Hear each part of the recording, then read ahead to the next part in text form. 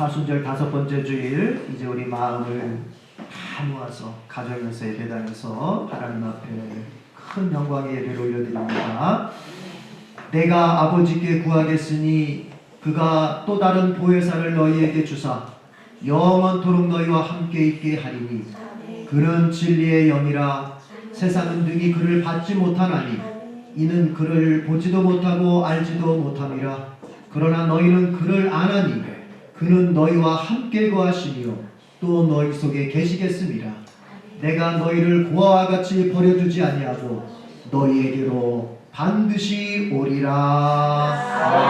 아멘.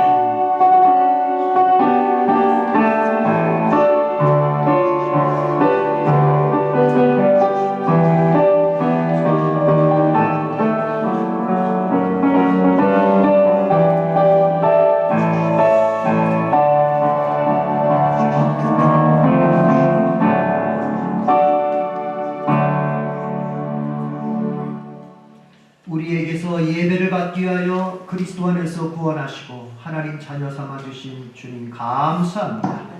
오늘 저희들이 주께서 약속하시고 또 명령하신 이날에 우리가 가정에서 예배당에서 하나님께 예배를 올려드립니다. 이 거룩한 예배가 하나님을 기쁘시게 하는 예배가 되도록 도와주옵소서. 성령의 나타남이 있는 예배가 되게 해주시옵소서. 단순한 종교 행사가 되지 않게 해주시옵소서. 오직 살아계신 하나님을 영적으로 만나 뵙는 예배가 되게 해주시옵소서. 여기에 모인 사람들뿐만 아니라 가정에서 예배드리는 한 사람 한 사람도 정말 옷깃을 여미고 주님 앞에 진지하고 정성을 다하는 예배로 나갈 때 가정에 있는 사람들도 성령의 충만함을 경험하는 예배가 되게 해주시옵소서. 아버지 하나님의 말씀을 들을 때 또 우리가 기도할 때 찬송할 때 한 가지 한 가지가 정성을 다하게 하시고 한 가지 한 가지 속에 우리의 뜻을 다하고 마음을 다하고 우리 자신을 아버지 하나님의 정말 전부를 드릴 수 있는 그런 심령의 예배가 되게 주시옵소서. 온전히 받으실 걸 믿고 예수님의 이름으로 기도드립니다. 아멘. 다 같이 일어납시다. 경배 찬송 9장 하늘에 가득 찬 영광의 하나님.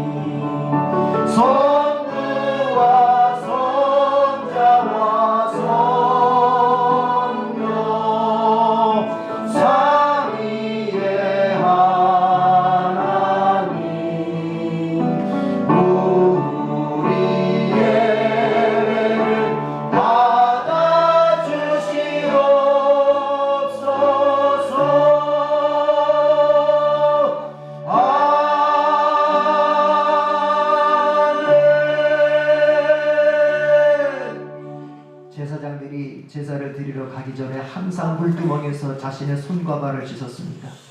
예수님께서는 베드로에게 말씀하시기를 너는 이미 온몸이 죄 씻음을 얻었다. 그러나 너의 발을 씻어야 된다.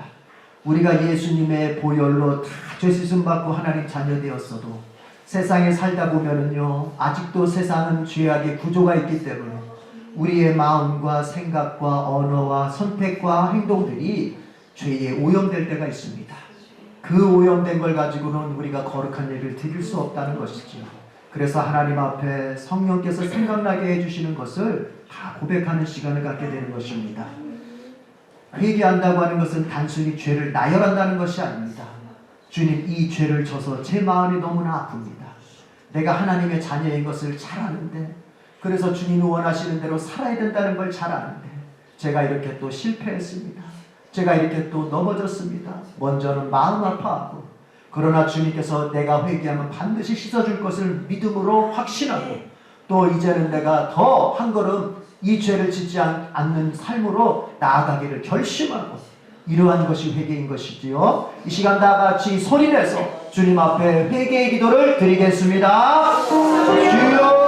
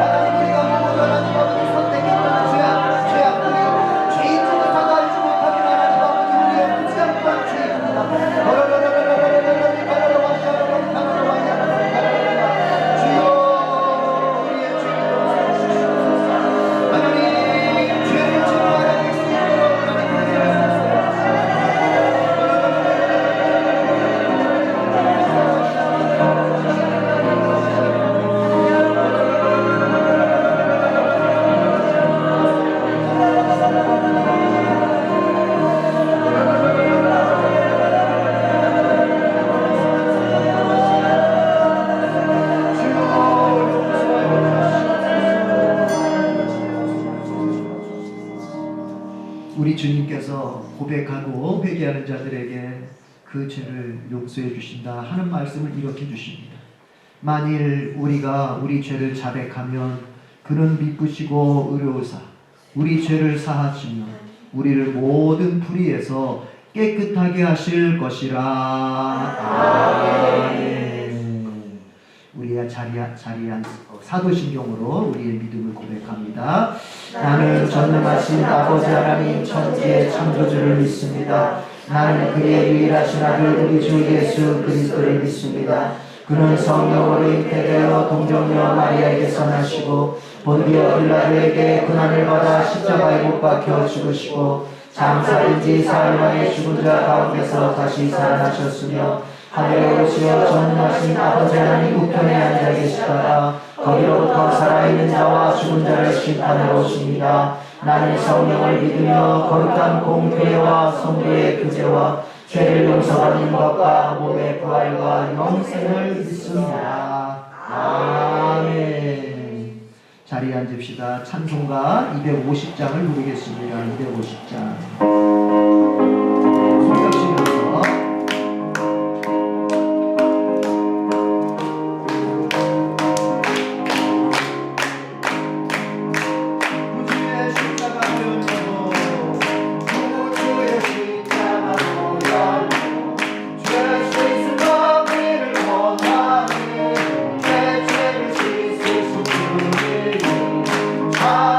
찬송합시다. 할렐루야.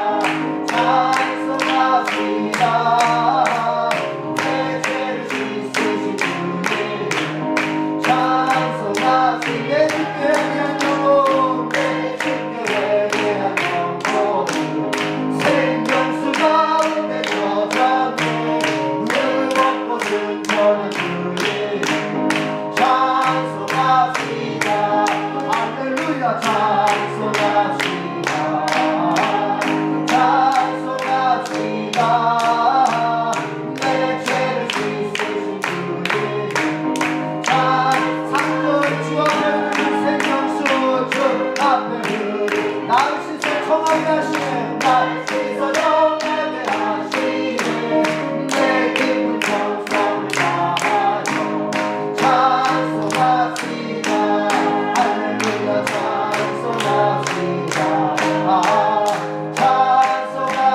찬송합시다 내 죄를 씻으신 주님 내 주께 회개한 영혼은 내 주께 회개한 산명수가 믿어졌는데 아멘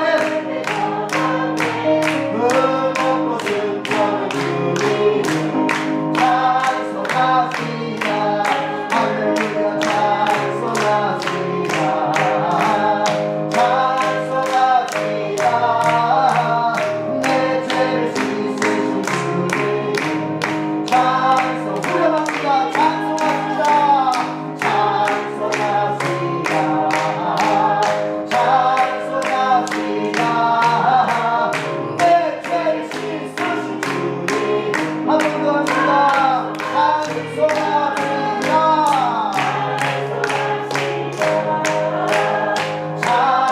찬송합니다 내 죄를 씻으신 주님 찬송합시다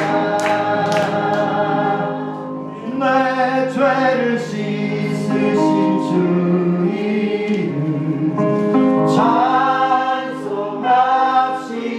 찬송합시다 우리 주님께서 우리의 죄를 다 씻어주셨습니다 이러한 씻음 받았다고 하는 내가 더 이상 정죄받지 않는 마음으로 예배를 드려야 오늘 성령이 거기에 덮어 씌우십니다 다시 한번 여러분 확신하십시오. 여러분의 모든 죄를 예수님의 피가 다 씻어냈습니다. 아멘. 우리 직원사님 나오셔서 기도 좀 해주시겠습니다.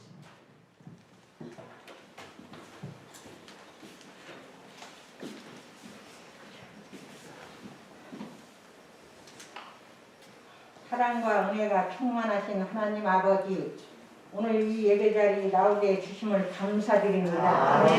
먼저 세상에 눈을 뜨지 않고 주님 전에 나와 예배 드리게 해주심을 여기 나와 한 사람 한 사람 다 기억해 주시고 사랑해 주시옵소서. 한두 사람 있는데도 주님은 분명히 계시다고 말씀하셨습니다. 이 자리에 주님이 계셔서 우리 예배를 받아 주시옵소서. 아버지, 오늘 또 목사님을 세워 말씀을 가르치고 전하는 담임 목사님 늘 건강하게 지켜 주시옵소서.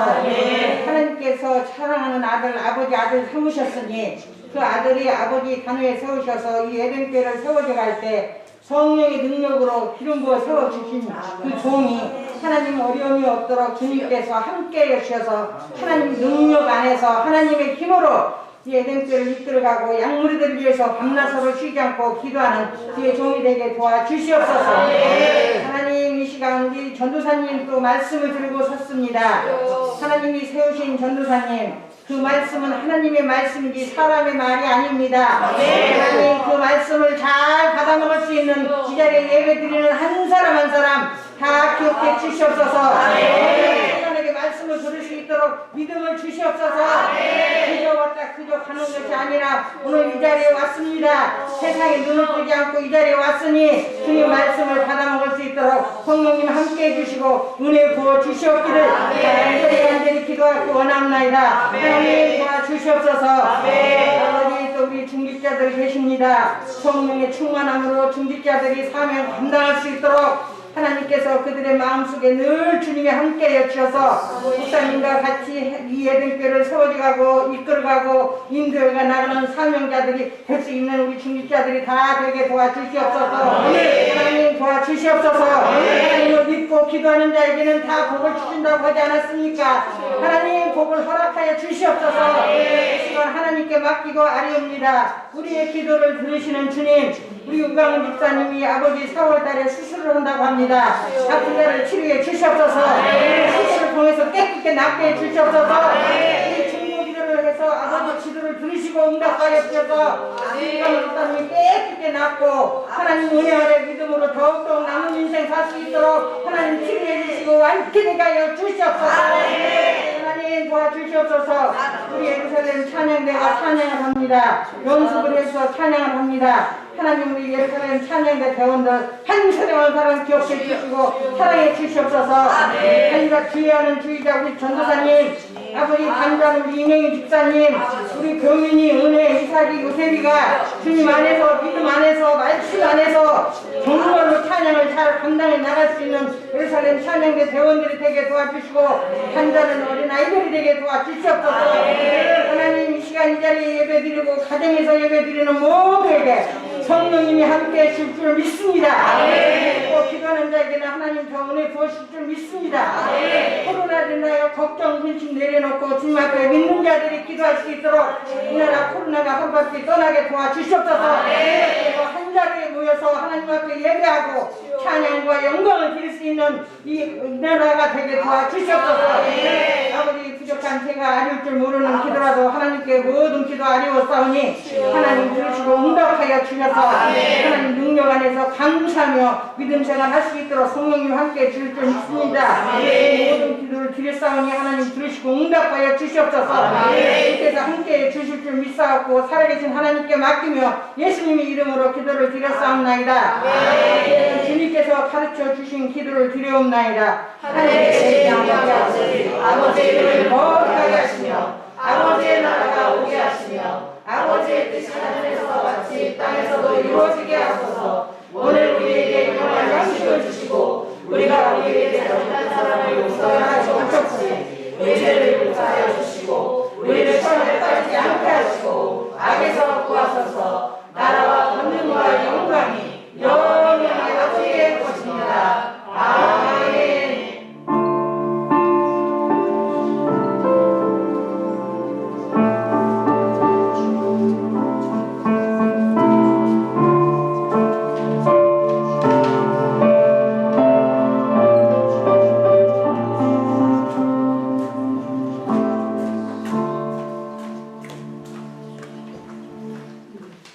오늘 우리에게 주시는 하나님의 말씀은 구약성경 레위기 16장 29절에서 34절까지 되겠습니다.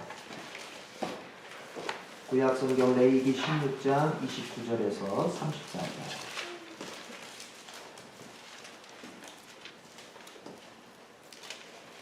제가 가진 성경으로는 구약 172쪽 정도 되겠습니다. 구약 172쪽 정도 앞으로 뒤로 이렇게 좀 찾아보시면 다 찾으셨으면 아멘. 아멘. 이제 29절부터 34절까지를 우리 교독할까요? 오늘 교독하겠습니다. 29절 제가 먼저 읽습니다. 너희는 영원히 규례를 지킬지니라. 일곱째 달 곧 그 달 10일에 너희는 스스로 괴롭게 하고 아무 일도 하지 말되 본뚱이든지 너희 중에 거류하는 거류민이든지 그리하라. 이날에 너희를 위하여 속죄하여 너희를 정결하게 하리니 너희의 모든 죄에서 너희가 여호와 앞에 정결하리라. 이는 너희에게 안식일 중에 안식일인즉 너희는 스스로 괴롭게 할지니 영원히 지킬 규례라. 그는 돈을 받고 위임되어 자기의 아버지를 대신하여 제사장의 직분을 행하는 제사장은 속죄하여 생각보고 거룩한 옷을 입고 지성소를 속죄하며 회막과 제단을 속죄하고 또 제사장들과 백성의 회중을 위하여 속죄할지니 이는 너희가 영원히 지킬 규례라. 이스라엘 자손의 모든 죄를 위하여 1년에 한 번 속죄할 것이니라. 아론이 여호와께서 모세에게 명령하신 대로 행하니라. 아멘. 예루살렘 찬양대 이제 주님께 특별 찬송을 부릅니다. 그 모습 그대로.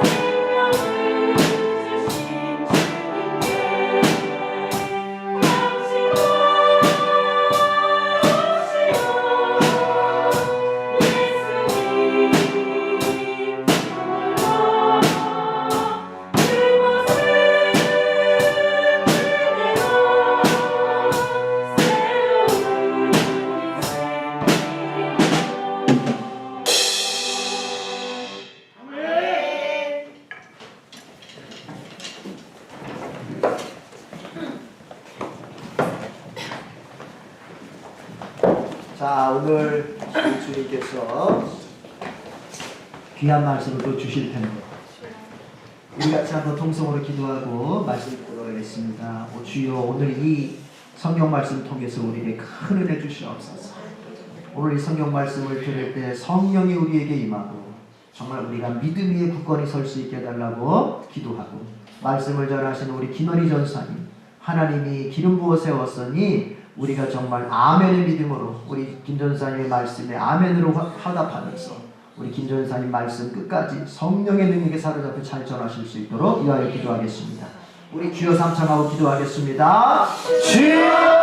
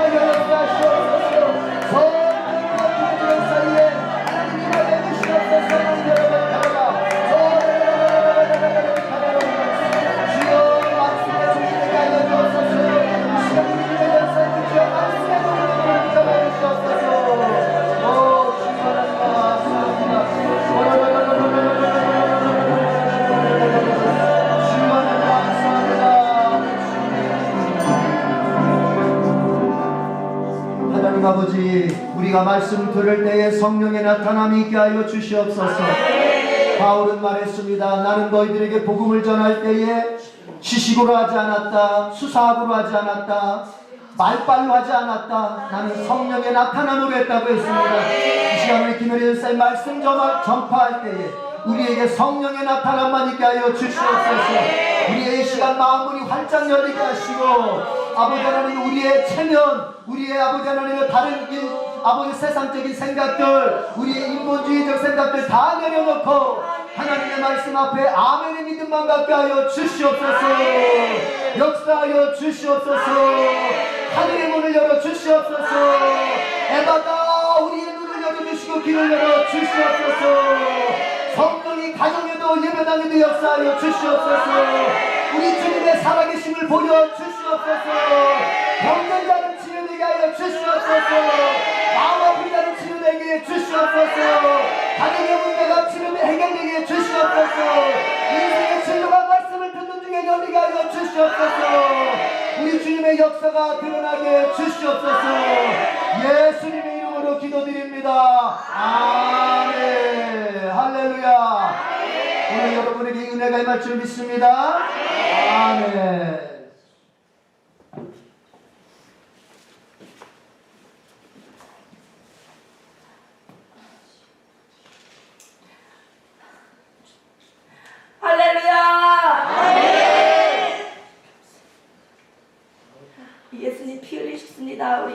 인사하겠습니다. 예수님 피 흘리셨습니다. 예수님 피 흘리셨습니다.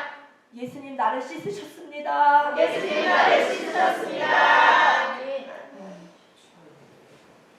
이스라엘 백성의 7대 명절 가운데 오늘 6번째 속죄전에 대한 말씀을 드립니다.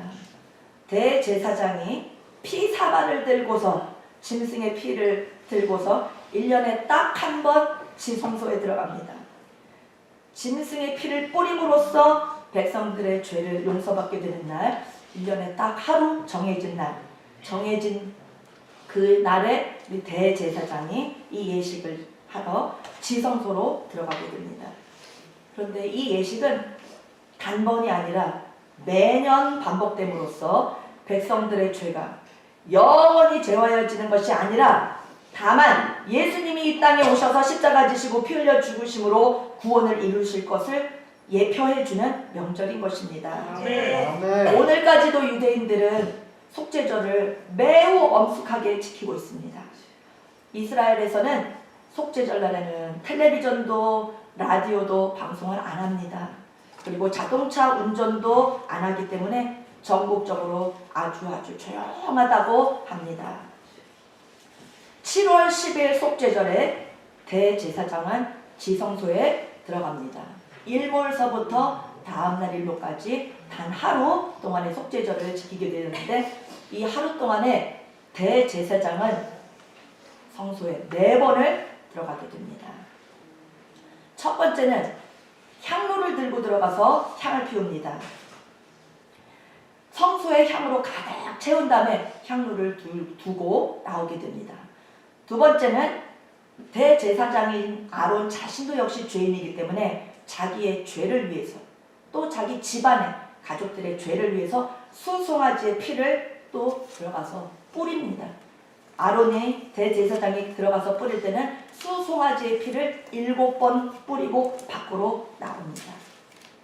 세 번째 들어갈 때는 두 번째는 제사장 자신을 위해서 자신의 가족을 위해서 들어갔지만 세 번째 들어갈 때는 일반 백성들의 죄를 위해서 2마리의 염소를 준비해서 2마리 염소 중에서 1마리는 여호와를 위하여 또 1마리는 아사셀을 위하여 제비 뽑습니다.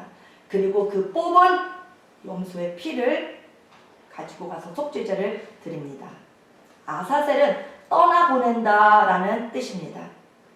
일반 백성들의 죄를 위해서는 여호와께 드릴 것, 또 아세셀을 위해서 이렇게 2마리의 염소를 준비합니다. 그리고 네 번째는 온 하루가 다 가도록 속죄절을 지키면서 이제 마무리하면서 제사장이 몸을 씻고 옷을 새롭게 갈아입고 마지막으로 들어가서 아침에 갖다 놓은 그 향로를 다시 들고 나옵니다. 이렇게 대제사장은 하루에 속죄제를 4번에 걸쳐서 하게 됩니다. 우리의 대제사장이신 예수님께서 자신의 피를 하늘에 있는 지성소에 뿌리심으로써 하나님과 우리와 화목하게 하시고 우리 죄인들의 죄 문제를 영원히 해결해 주신 영원한 대제사장이 되셨습니다. 아멘. 아론 대제사장이 지성소에 들어가서 피를 왜 7번 뿌리느냐? 그 7번에도 우리 주 예수님의 피 흘리심을 예표하는 내용이 담겨 있습니다. 예수님께서 겟세마네 동산에서 너무나 간절히 기도를 드리실 때 이마에 핏방울이 떨어졌습니다.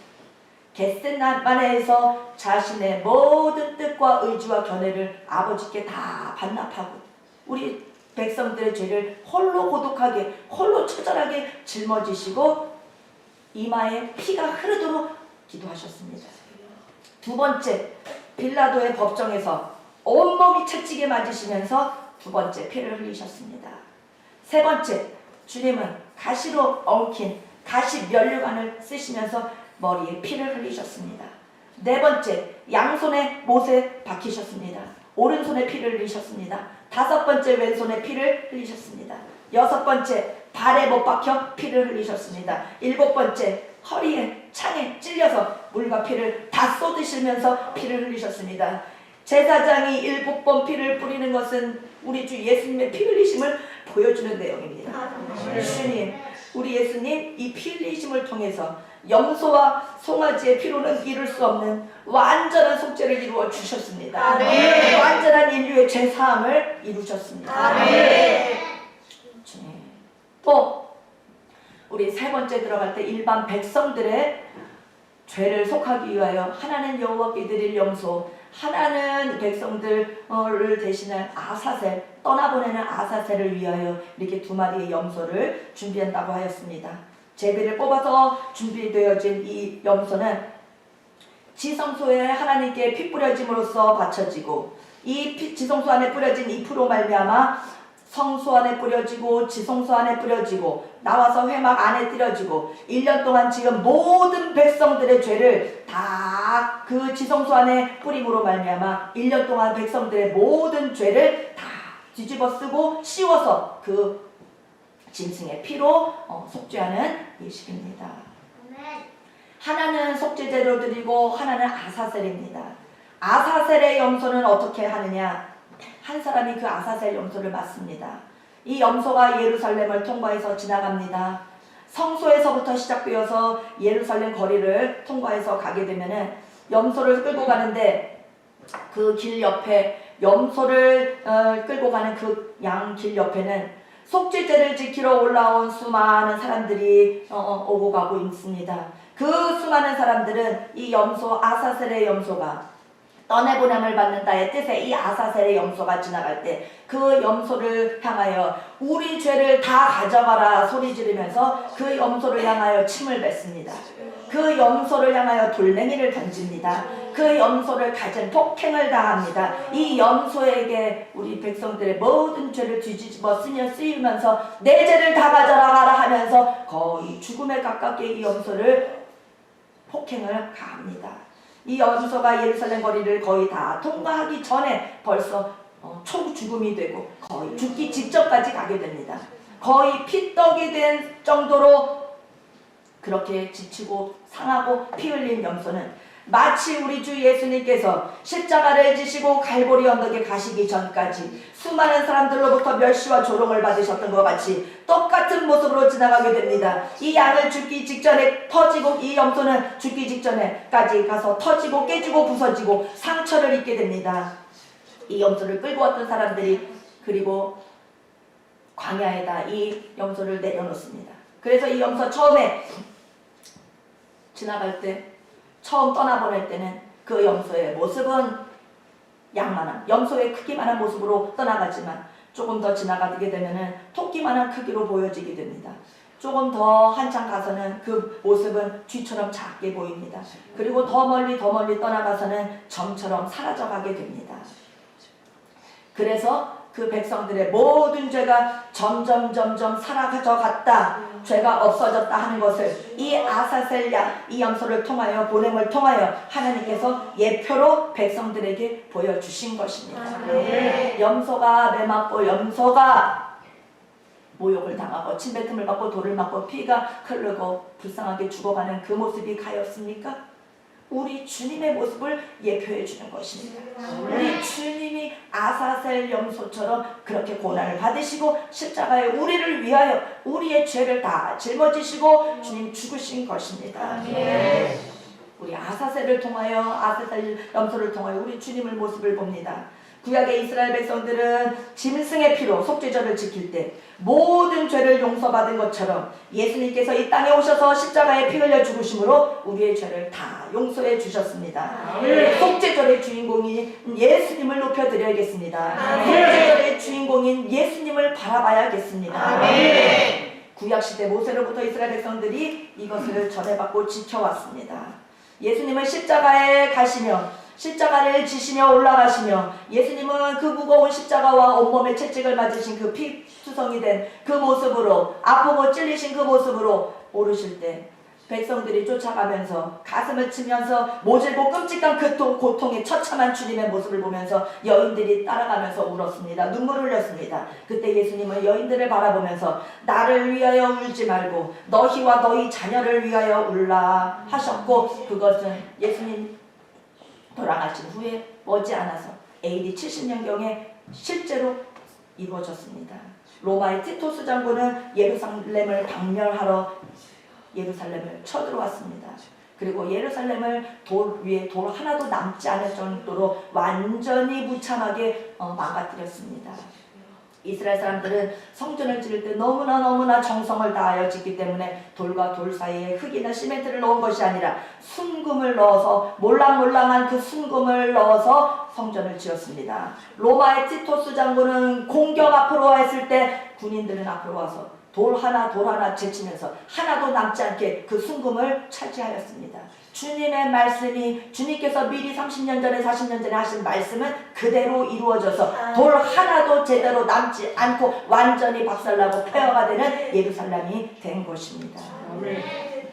이스라엘은 유대인들은 속죄를 매우 중요하게 생각하기 때문에 성전이 무너져서 없어진다는 것은 상상을 할 수가 없습니다.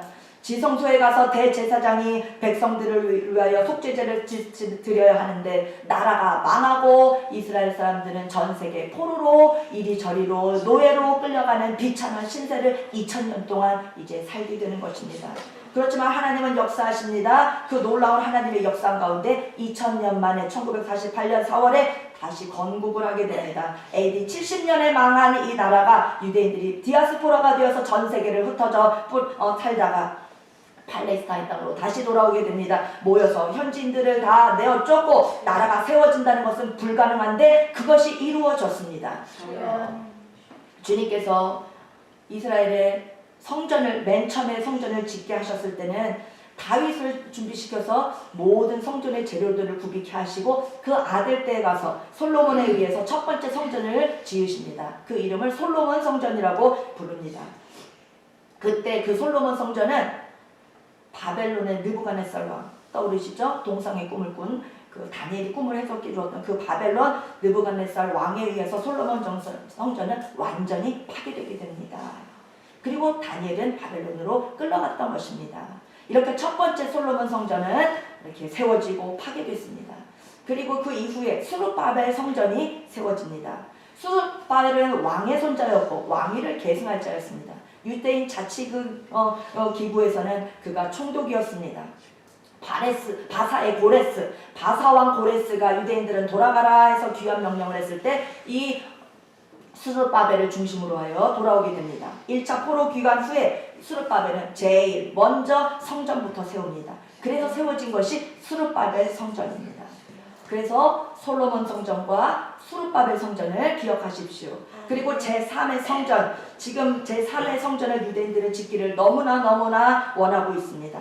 그 새 성전을 지으려고 그들은 안타까운 마음으로 어떻게 사명을 다할까? 그들에게 있어서는 아직까지 예수님의 피가 중요하지 않습니다. 예수님의 피는 그들에게 아무것도 아닌 것입니다. 그들에게 있어서는 동물의 제사만이 가장 중요합니다. 성전이 있어야 되고 동물의 제사를 드려야 하기 때문에 성전을 세워야 되는 것입니다. 제3의 성전을 짓기 위하여 그들은 모든 것을 준비합니다. 그렇지만 아무데나 지을 수가 없습니다. 그렇지만 그 성전을 지을 곳에는 지금 이슬람의 황금동 성전이 자리하고 있는 거 여러분들 아실 것입니다. 500kg이나 되는 그 황금으로 그 천장을 돔으로 씌운 그 황금 돔을 여러분들은 사진에서 많이 보셨을 것입니다. 그 황금 돔이 서 있는 그 모스크 그 돔의 그 이슬람의 그 사원은 아브라함이 이삭을 바쳤던 모리아 산입니다. 그 장소는 아브라함이 이삭을 바쳤던 곳이고 다윗이 하나님께 제사를 드리던 장소였습니다. 아라우나 타작마당이 있었던 그 자리입니다. 그곳은 예수님께서 승천하신 감람산의 그 위치입니다. 바로 그곳이 시온산입니다. 이스라엘은 반드시 그곳에 제3의 성전을 지으려고 하고 있지만 모든 것을 지금 다 준비해 놓고 있습니다. 산헤드린 공회에서는 거기에 들어갈 99개 성물들을 지금 다 구비해 놓고 있습니다. 엄청나게 주비해 놓고 지금 기다리고 있습니다. 언제 지을까 그 시간만 지금 재고 있습니다. 제3성전을 준비하는 유대인들은 모든 성전 기물을 준비해 놓고 대제사장과 제사장들을 지금 훈련을 시키고 있습니다. 그리고 번제로들을 소까지도 지금 키우고 있습니다. 다 준비해놓고 성전의 설계도까지 완성이 되었습니다. 현대의 건축 기술로 1년 안 가서 1년도 채 지나자 1년 걸리지 않아서 지을 수 있도록 제3의 성전의 설계도며 모든 것이 준비되어 있고 제사장 훈련도 시키고 바칠 소까지도 지금 기르고 있습니다.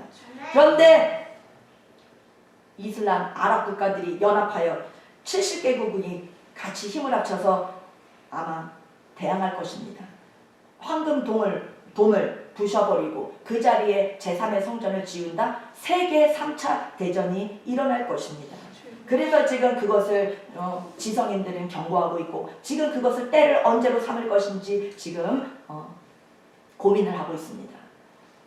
예수님께서 다시 오시는 나팔절, 예수님이 재림하시는 그 나팔절, 그 재림하실 그 후에는 극악무도한 주님의 적그리스도를 다 쓸어버리신다고 말씀하셨습니다. 로마의 박해가 처참했습니다. 십자가형으로 사람을 죽이고 화형으로 사람을 죽이고 야생동물 가죽을 입혀가지고 톱으로 잘라서 죽이고 맹수에게 던져서 죽이고 그런 로마의 박해가 끔찍했던 것. 일제시하에 손발톱을 다 벗고 머리를 천장에 매달고 고문하고 모디를 걸으라고 하고 이런 끔찍한 적그리스도의 모습은 그와 같이 끔찍하고 잔악무도할 것입니다. 마지막 주님 재림하셨을 때는 이 잔악한 주님을 대적하고 하나님의 자녀들을 대적하는 이 적그리스도들이 나와서 세상을 고통스럽게 할 이때에 그때 주님께서는 오셔서 적그리스도들을 다 멸하십니다. 인류의 구원을 완성하시게 됩니다. 예수님의 피값으로 사신 모든 백성들, 나라들, 대제사장이신 예수님께서 들어서 구원하셔서 그들을 주님께서 피로 사신 그 백성들을 아버지께 올려드리고 바치게 되는 것입니다. 이 대제사장의 예식이 바로 속죄절입니다. 내가 내 피로 산 백성, 내가 내 피로 구원한 내 백성, 주여 이들을 나라를 이들을 받으시옵소서. 우리를 주님께서 아버지께 바치게 되시는 것입니다. 하나님께서 예수님 오시기 전에 2000년 전에 그걸 미리 예표하기 위하여 속죄절을 주셨습니다. 대제사장이 이스라엘 민족의 죄를 씻기 위해서 지성소에 들어간 것처럼 예수님께서 6월절 어린 양의 죽으심으로 자기의 피로 백성들을 구원하시고 우리 인류를 구원하셨습니다. 예수님의 세상 마지막에 재림하실 때 어린 양의 피로 구원받은 백성들과 주의 나라를 하나님께 바치는 놀라운 속죄절은 반드시 이루어질 것입니다. 이방인들은 우리와 같은 유대인들 외에 이방인들에게 지금 복음이 충만하게 퍼져서 온 세상이 예수님을 알고 예수님을 믿습니다. 우리와 같은 이방인들, 예수님 피로 정결케 된 백성들, 주님께서 마지막에 다시 오시는 날 아버지께 바칠 것이고, 유대인들, 주님께서 선택하신 유대인들, 아브라함에게 다윗에게 주신 그 약속대로 그들은 마지막 때가 되면은 그들이 예수님을 십자가에 못 박았던 것을 가슴을 치며 통곡하며 우리가 메시아를 알아보지 못했고 우리가 예수님을 십자가에 못 박혔다 가슴을 치면서 회개하도록 주님께서 영을 부어주십니다. 그리고 유대인들에게 마지막으로 기회를 주십니다. 그들을 구원하시고 그들을 속죄하시는 역사를 이루십니다. 요한계시록 5장에 주님께서 말씀하셨습니다. 새 노래를 불러서 주님을 찬양합니다. 족속과 각 족속과 각 방언과 백성과 수많은 이방 나라 가운데서 사람들을 피로 사서 하나님께 드리시고 우리도 각 족속, 각 방언, 각 백성 가운데 한 나라입니다. 이방인은 우리들을 주님께서 피로 사셔서 하나님께 바치십니다. 우리에게도 구원을 열어주신 것입니다. 주님께 드릴 것은 어린 양 예수님 앞에 어린 양 예수님의 이름으로 찬양밖에 드릴 것이옵니다. 큰 음성으로 인해 죽음을 당하신 어린 양이시여 영광과 찬송을 받으시기에 합당하신 주님이시여 주님께 찬양을 올려드립니다. 요한계시록의 주님을 향하여 어린 양을 위하여 찬양을 부르는 그 내용은 바로 구원의 감격을 일하는 찬양입니다. 어린 양을 향한 우리를 피로 속죄하신 그 어린 양 예수님을 향한 찬양이 되는 것입니다. 사람들을 피로 사서 하나님께 드리시는 주님, 어린 양인 자신이신 예수님, 어린 양 예수님께서 사람들을 피로 사서 하나님께 드리시고 피로 사서 하나님께 드리신 예수님께는 찬양밖에는 드릴 것이 없습니다. 우리 주님 앞에는 서면은 찬양밖에는 드릴 것이 없습니다. 필요한 것을 요구할 염치가 없습니다. 뭐 우리에게 필요한 것을 주님 이거 달라 저거 달라 할 것이 없습니다. 주님 앞에 서면 찬양, 주님 앞에 서면 감사, 주님 앞에 서면 만족, 주님 앞에 서면 더 이상 필요 없습니다. 주님 나를 드립니다. 내 생명을 드립니다. 나의 전부를 드립니다. 주님 나를 받으시옵소서. 나를 받으 드리겠습니다. 평생 주님께 드릴 것밖에 없는 우리입니다. 오늘의 현실이 힘들고 어렵고 우리가 무교절의 삶을 살지라도 우리는 입을 다물어야 됩니다. 우리는 찬양을 드려야 됩니다. 불평의 입을 닫고 불평의 입을 씻어버리고 우리 주 예수님 어린 양을 향하여 찬송과 영광을 올려드리며 무교절을 인도해 주신 것 자체도 감사드리고 보다나은 구원을 이루시고자 우리를 구원해 주신 것을 찬양하고 찬양할 뿐입니다. 우리 주 예수님께 찬양드리지 않을 순간은 이 세상에 살 동안에 한 순간도 없는 것입니다. 우리의 믿는 신자들의 입술에는 주님을 향한 찬양의 고박만이 넘쳐나기를 바랍니다. 주님 오순절 성령 세례를 받고 우리가 불덩어리가 되어야 됩니다. 그래야 방언이 터집니다. 그래야 예수님을 관념적으로 믿지 않냐고 생명을 바쳐서 섬기게 되는 것입니다. 마태복음에 주님께서 말씀하셨습니다. 세례 요한이 예수님을 보고 말한 내용입니다. 너희가 회개하기 위하여 나한테 물로 세례를 받기 위하여 나오느냐? 내 뒤에 오시는 이분은 나보다 능력이 많으시다. 그는 성령으로 그는 불로 너희에게 세례를 베푸실 것이다.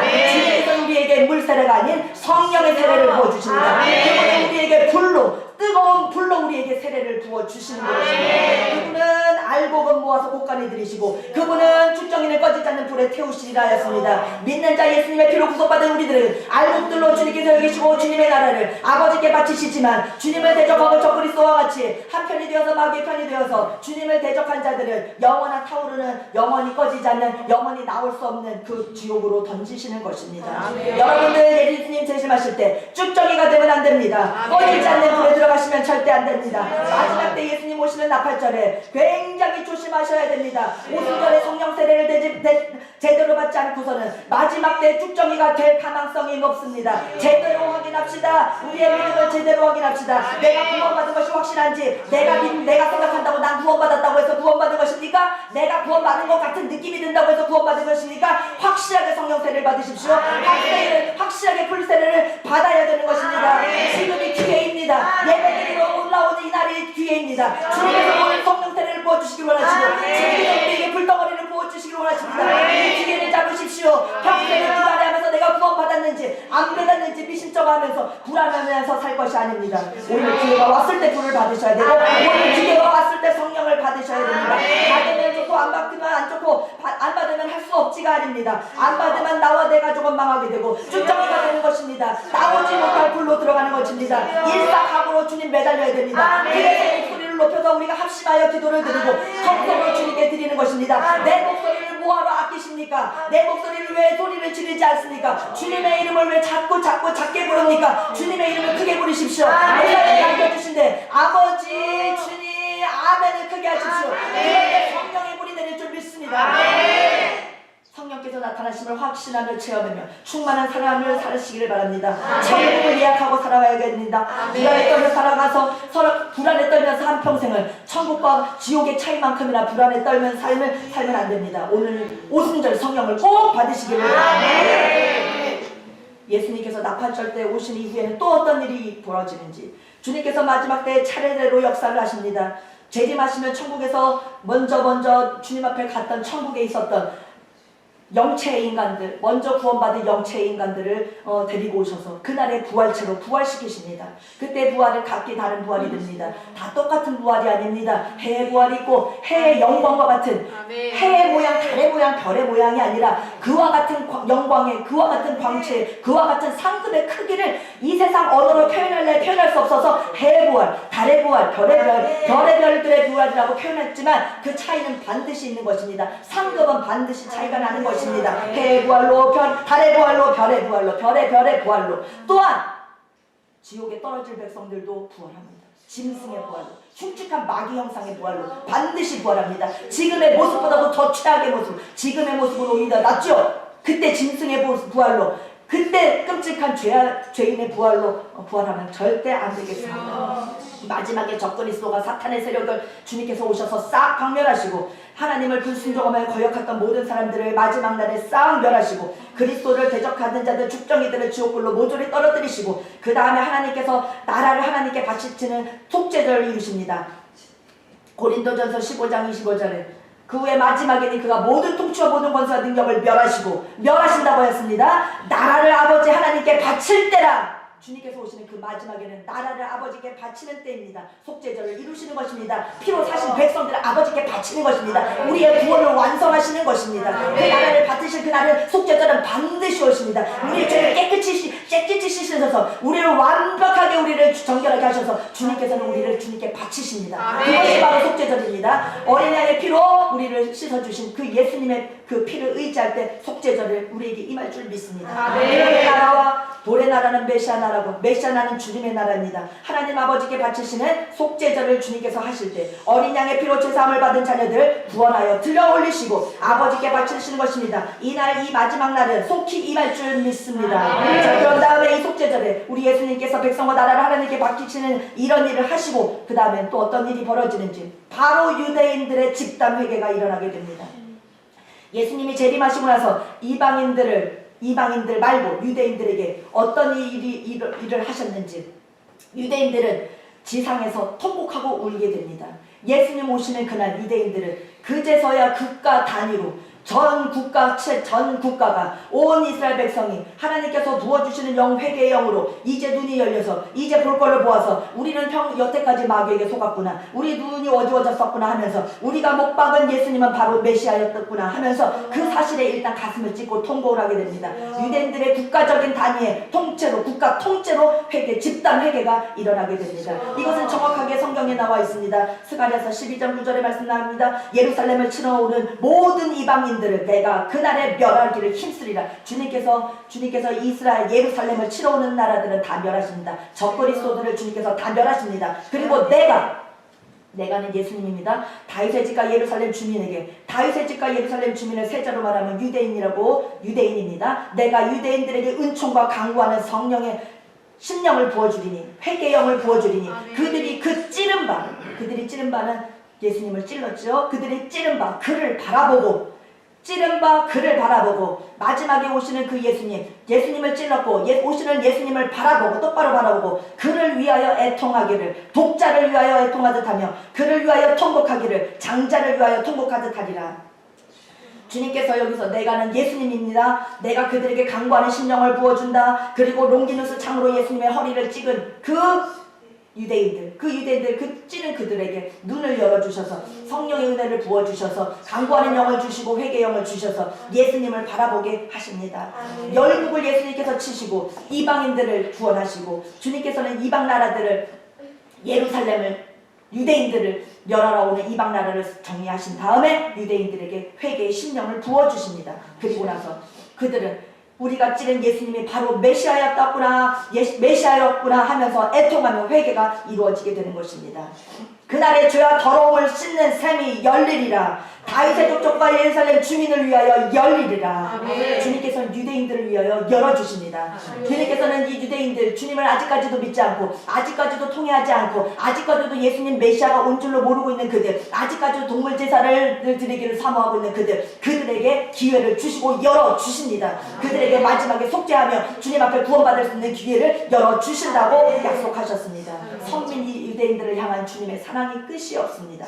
속죄절이 왔을 때 또 어떤 일이 벌어집니까? 그날의 죄와 더러움을 씻는 셈이 다윗의 족속과 예루살렘 주민을 위하여 열릴 것이다. 놀랍습니다. 주님의 속죄절, 대제사장이 1년에 한 번 지성소에 들어가서 백성들의 죄를 사하는 그 제사, 그 구약시대의 속죄절이 예수님 십자가에 달리심으로 피 흘리심으로 인류의 죄를 사하시는 속죄절은 이루어졌고 마지막 날 예수님 나팔절 재림하실 그때 유대인들의 죄까지 주님께서 씻어주십니다.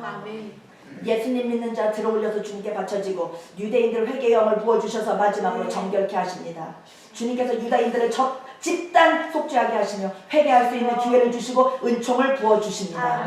이방인들은 부활체로 부활하여 하나님께 바쳐집니다. 메시아 왕국, 천년왕국, 새 예루살렘의 부활체로 우리는 들어가게 됩니다. 여러분과 저는 부활체로 주님의 나라에 천년 왕국의 영원히 부활한 몸으로 영화로운 모습으로 천사와 같은 모습으로 들어가게 되는 것입니다. 유대인들은 집단 속죄의 은총을 부어주셔서 회개하면서 애통할 것을 애통하면서 죄와 더러움을 씻는 그날을 맞이하여서 속죄의 은총이 열려질 때 그 속죄의 은총을 입고 들어가게 되는 것입니다. 약속이 주님께서 우리에게 주신 약속입니다. 유대인들이 육신으로 들어갑니다. 그들은 속죄의 영을 입고 에덴 동산, 맨 처음에 창조하신 에덴 동산과 같은 그런 아름다운 그곳에 그들은 육신을 입고, 그렇지만 죄 이전의 상태의 에덴 동산의 모습으로 그들은 육체를 입고 들어갑니다. 우리는 부활체로 들어가게 됩니다. 주님께서 아브라함에게 하늘의 별과 땅의 모래같이 너희 자손을 많게 하리라. 주님의 약속을 주님께서는 이 새 예루살렘에서 이루십니다. 유대인들을 통하여 그곳에 가서 태산하는 고통도 없고 수고도 없고 독사굴의 어린이가 손 넣는 그곳에 그 유대인들을 들어보내셔서 그들을 속죄하여 주셔서 그들에게 수많은 번성과 축복, 창세기 1장에 약속해 주신 축복을 이루십니다. 우리는 감사합니다. 부활체로 들어가는 우리가 더 영광입니다. 유대인들은 주님, 그들은 육신을 입고 들어갑니다. 그들은 속죄받은 육신, 속죄받은 몸을 갖고 들어갑니다. 주님께서는 이방인들을 위하여 주변 데서 유대인들의 약속을 이루시고자 아브라함과 다윗에게 언약하신 것을 그대로 이루시고자 새 예루살렘을 준비해 놓으신 것입니다. 천국에 독사가 있고 천국에 무슨 뱀이 있나 천국에 무슨 짐승이 있나 그것은 새 예루살렘을 보여주시는 말씀이었던 것입니다. 주님께서 요한계시록을 통하여 우리에게 열려주시는 이 귀한 말씀 우리가 아멘으로 듣고 주님 우리에게 속죄의 은혜를 주신 그 주님을 붙잡고 우리가 승리하야겠습니다. 아멘. 기도하시겠습니다. 하나님 아버지 영죽을 죄인을 살려주시니 감사합니다. 속죄절의 주인공이신 예수님을 바라봅니다. 더러운 죄 깨끗이 씻어주신 감사드립니다. 이방인들에게 구원의 문을 열어주셨고 이 유대인들에게도 기회를 주셔서 십자가에 못 박은 그 예수님을 못 박은 그들에게도 회개의 영을 부어주셔서 마지막 날에 집단의 회개를 이루게 하시고 메시아를 못 알아본 것을 회개하게 하시고 애통하게 하시고 그의 조상 아브라함과 다윗에게 약속하신 그 약속을 이루실 주님을 찬양합니다. 정결케 하신 우리들을 주님께서 주님의 나라로 영원한 천년왕국 영원한 새 예루살렘 영원한 주님의 나라로 이끌어 주실 것을 감사드립니다. 우리의 행한 대로 갚아주신다고 하셨습니다. 주님 다시 오시는 그날에 우리의 최후에 일어날 그 모든 상급을 바라봅니다. 해의 부활로 달의 부활로 별의 부활로 향하여 힘있게 나가게 하여 주시옵소서. 이 세상에 썩어질 것을 가지고서 영원히 썩지 않을 것으로 심고 거두는 우리가 되게 하여 주시옵소서. 주님을 위하여 기도하고 주님을 위하여 복음을 전하고 주님을 위하여 주님의 성전을 사모하고 주님을 위하여 지체들을 사랑하고 주님을 위하여 주의 종을 사랑하고 주님을 위하여 모든 일을 힘쓰며 해의 부활로 달려가게 하여 주시옵소서. 주님 기뻐하시는 일 주님은 우리를 사랑하셔서 우리를 위하여 모든 것을 주셨건만 우리는 주님을 위하여 너무나 아끼고 있습니다. 우리도 주님을 위하여 다드리게 하여 주시옵소서. 우리도 주님께 받은 사랑을 주님께 다시 올려드리며 살게 하여 주시옵소서. 예수님을 사랑하고 하나님 아버지를 사랑하고 하나님을 사랑한 것과 똑같은 마음으로 이웃을 사랑하라고 하신 그 계명을 지키며 아버지 구원받은 자로 속죄받은 영혼들로 아버지 반응하며 살 수 있는 우리들이 되게 하여 주시옵소서. 구원받은 우리의 모든 것을 감사드리며 우리의 구원을 이루신 주 예수님을 찬양하며 우리 주 예수 그리스도 이름으로 기도하옵나이다. 아멘.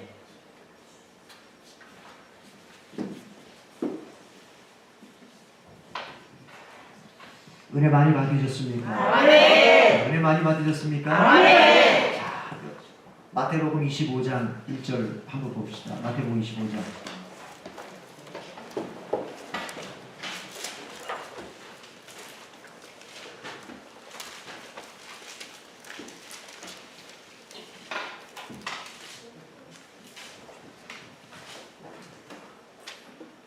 지금 우리가 예배 드리고 있는 방식이 이게 미국식이에요. 미국식. 어디식이요? 미국. 어디식? 미국. 미국식.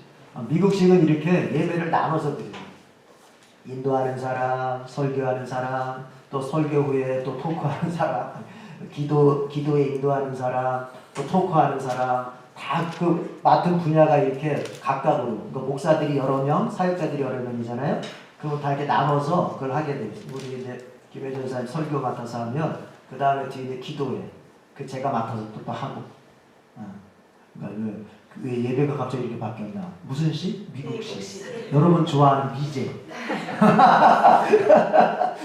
미국식. 그러니까 이게 없는 이상한 예배 방식이다 생각하지 마세요. 다 있는 거 가지고 하는 거니까. 우리 김혜전 사님이 그랬습니다. 정말 대환란 때 우리의 믿음을 지키지 못하면 어떻게 될까? 여러분, 그리스도인은 성경을 있는 그대로를 믿는 사람이에요. 오늘 한국교회 내지는 세계교회의 사람들을, 현대 교인들을 보면요 웃겨요. 뭐가 웃기냐? 성경을 지가 믿고 싶은 것만 믿어요. 뭘만 믿어요? 믿고 싶은 거. 지가 믿고 싶은 것만 믿어요. 그러니까 뭐만 믿느냐면은 예수님의 피로 내 죄 씻음 받았다? 거기까지만 믿고 그것만 붙잡아. 그게 다예요? 아니잖아요. 그게 출발이잖아요. 여러분 예수님 다시 오심을 믿으십니까? 성경은 다시 오신다고 하는. 그런데 이것을 좀 더 자세하게 펼쳐서 말하고 있는 성경들, 뭐 요한계시록을 비롯해서 예수님의 마태복음 13장, 또 마가복음의 소묵시록, 이런데 예수님께서 종말에 대하여 이야기했던 부분들을 우리가 더 보면은 뭐냐면은 예수님이 오시기 전에는 대환란이 있다는 거예요. 신자들의 믿음을 테스트하는 대환란이 있다는 거예요. 예수님이 이제 곧 오시면 저와 여러분이 사는 이 시대에도 대환란이 있을 수 있는 것입니다. 몇 년 동안? 7년 동안. 7일이 아니고 7시간이 아니고 7년 동안 7년의 대환란을 견뎌낼 수 있는 믿음이어야 되는 거야. 7년의 대환란을 견뎌낼 수 있을 만큼의 강력한 믿음이어야 되는 거야. 그냥 믿음도 그냥 믿음이라고 해서 신라 같은 그냥 믿음이랍시고 뭐 교회를 그냥 겨우 왔다 갔다 하는 믿음은 대환란 앞에서 어떤 일을 벌어지느냐, 바울이 데살로니가 전서에서 말하는, 데살로니가 전후서에서 말하는 것처럼 배교가 일어나는 거예요. 히브리서가 뭘 경고합니까? 너희들이 배교하면, 너희들이 지금은 예수 믿는다고 그렇게 얘기하고 있는데 환란이 왔을 때 너희가 배교하면 너희는 천국에 들어갈 수 없다고 히브리서가 경고하고 있는 거예요. 이게 성경이에요. 그러면 여러분, 그러한 내용까지도 믿는 게 그리스도인입니다. 그럼 믿으십니까? 그럼 이제 여러분의 믿음은 어때요? 여러분의 믿음은 대환란을 견뎌낼 수 있을 만큼의 견고한 믿음입니까? 얼마나 환란이 여러분 크고 컸으면 대자를 붙였겠습니까? 그냥 일상생활에서 겪는 어려움을 말하는 게 아니에요. 인생을 살면서 겪는 조그마한 어떤 환란을 말하는 게 아니에요. 이제까지 정말 역사적으로 기록되지도 못했던 큰 환란을 우리가 우리 인생 중에 만날 수도 있다는 거예요. 예수님 오시기 직전에. 그러면 그때에 어떤 일이 벌어질까? 거기에는 배교하는 사람도 반드시 생긴다는 거예요. 그래서 교회를 다녔지만, 기독교인이라고 했지만, 신앙생활을 해온다고 했지만 그 환란 속에서 나가 떨어져가지고 천국에 이르지 못하는 사람들이 반드시 생긴다는 것입니다. 자, 오늘 마태복음 25장 1절부터 13절까지 여러분 빠르게 읽어봅시다. 한 절씩. 자, 그리고 또 같이 기도 제목 나눌게요. 마태복음 25장 1절. 자, 읽습니다. 제가 읽습니다. 그때의 천국은 마치 등을 들고 신랑을 맞으러 나간 10처녀와 같다 하리니 미련한 자들은 등을 가지되 기름을 가지지 아니했다. 미련한 자들은 뭐라고요? 등을 가졌는데 뭘 안 가졌어요? 기름. 여러분, 성경에서 기름은 성령을 상징합니다. 자, 4절 시작. 슬기 있는 자들은 뭐도 가졌어요? 기름. 5절 신랑이 더디움으로 다 졸며 잘세. 이에 그 처녀들이 다 일어나 등을 준비할세.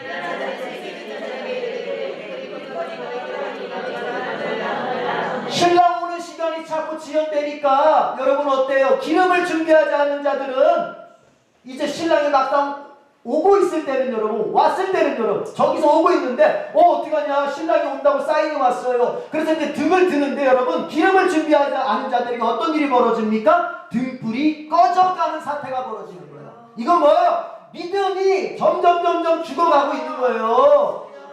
이해가 되셨으면 아멘. 그래서 그 사람들이, 자, 9절 다 같이 읽어보기. 그래서 이제 그 여자들이, 미련한 자들이, 야, 기름 좀 나눠줄래? 우리 등불이 꺼져가고 있다. 믿음이 죽어가고 있다. 기름 좀 나눠줄래? 그때 9절 다 같이 시작. 슬기 있는 자들이 들어가 이르되 우리가 너희가 쓰기에 감독하라니 사랑이 하늘에 가서 있을 것을 사랑하니. 10절 말씀. 그들이 살아간 사이에 신랑이 옴으로 준비하였던 자들은 함께 혼인잔치에 들어가고 문은 닫힌지라. 그의 남자들이 왔을 때 주여 우리에게 열어주소서. 대답하여 이르되 진실로 너희에게 이르노니 내가 너희를 알지 못하노라 하였느니라. 다 같이 시작. 그런즉 깨어있으라 너희는 그날과 그때를 알지 못하느니라. 아멘. 여러분, 기름을 준비하지 못한 미련한 5처녀, 그들이 기름을 사러 간 사이에 신랑 예수님은 이미 도착해서 기름을 준비했던 5처녀만 데리고 천국으로 들어가서 영원한 혼인잔치를 시작했다는 거예요. 그리고 미련한 5처녀가 와서 이제 주님 우리도 들어가게 해주세요, 들어가게 해주세요 할 때 예수님께서 뭐라고 말씀하십니까? 야, 나는 너희를 도무지 알지 못한다. 너희 누구니? 이런 일이 벌어진다는 거예요. 여러분, 이것은 그냥 괜히 하는 말일까요? 진짜로 이루어진 사실이 될까요? 사실이 돼요. 반드시 이런 일이 일어난다는 거예요. 반드시. 성령이 충만해야 될 이유가 여기에 있는 것입니다. 성령 충만하지 않아도 교회 다닐 수 있고 성령 충만하지 않아도 기독교 신앙생활 하는 것처럼 할 수 있습니다. 성령 충만하지 않고 그냥 교회에 왔다 갔다 하면서 신앙생활 하는 것처럼 할 수 있습니다. 하나님께 나 자신을 전적으로 내어드리지 않으면서도 신앙생활 하는 것처럼 할 수 있습니다. 마치 그 사람이 곧 천국에 갈 사람인 것처럼 보일 수도 있습니다. 그러나 반드시 대환란을 겪어가는 사이에 그 사람의 본색이 드러나는 거, 본체가 드러나는 거예요. 신앙의 본 수준이 드러나는 거예요. 천국에 들어갈 사람인지 못 들어갈 사람인지. 여러분 성령 충만합니까? 따라합시다. 성령 충만은 선택이 아니라 필수다. 성령 충만하지 않으면 나 지옥에 갈 수도 있다.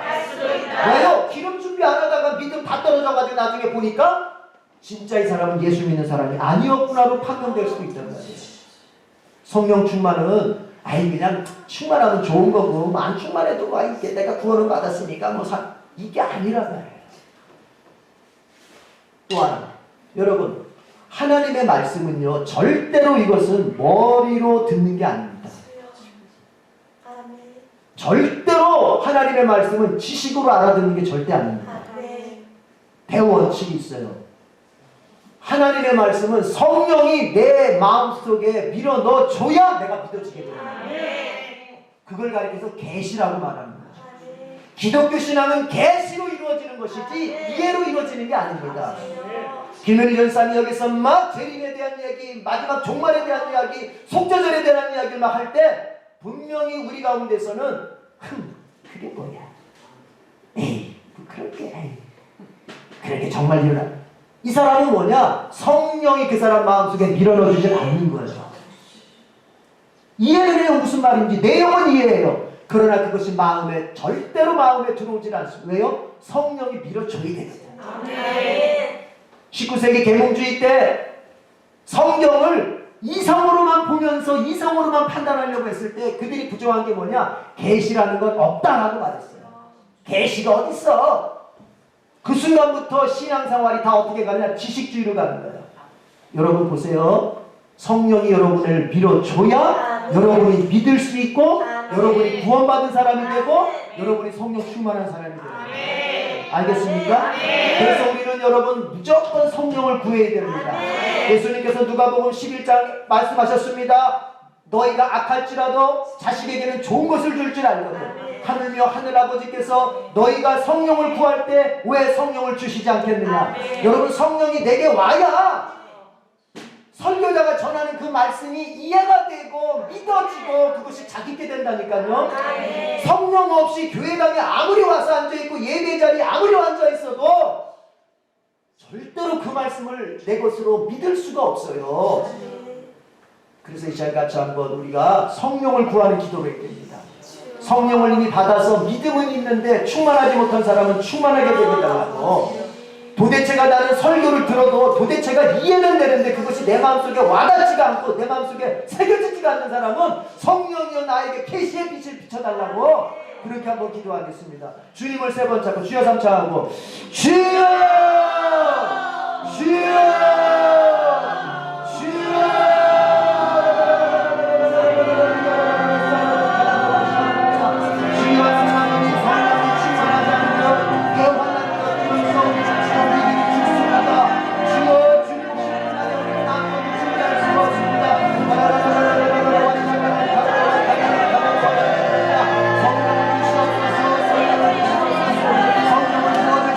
성령을